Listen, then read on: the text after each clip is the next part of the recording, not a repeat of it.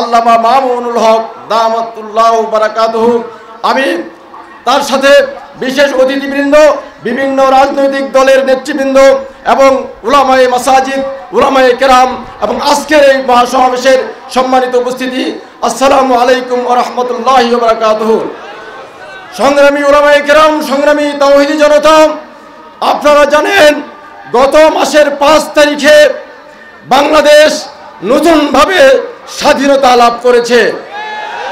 আজকে মহান আল্লাহ রাব্বুল আলামিনের শুকরিয়া, রাসূল পাক সাল্লাল্লাহু আলাইহি ওয়াসাল্লামের প্রতি দরুদ ও সালাম পেশ করে সর্বপ্রথম স্মরণ করতে চাই দিন বাংলাদেশ খিলাফত মজলিস পঞ্চগড় জেলা শাখা কর্তৃক আয়োজিত আজকের নৈরাজ্য প্রতিরোধ এবং শান্তি প্রতিষ্ঠার লক্ষ্যে আজকের যে গণসমাবেশ, এই গণসমাবেশের সম্মানিত সভাপতি উপস্থিত আছেন আজকের প্রধান অতিথি জনাব শাইখুল হাদিস ইবনে শাইখুল হাদিস আল্লামা মামুনুল হক দামাতুল্লাহ বারাকাতুহু।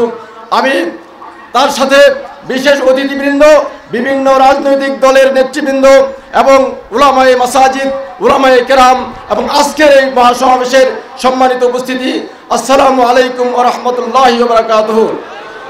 সংগ্রামী উলামায়ে কেরাম, সংগ্রামী তাওহীদি জনতা, আপনারা জানেন গত মাসের 5 তারিখে বাংলাদেশ নতুনভাবে স্বাধীনতা লাভ করেছে।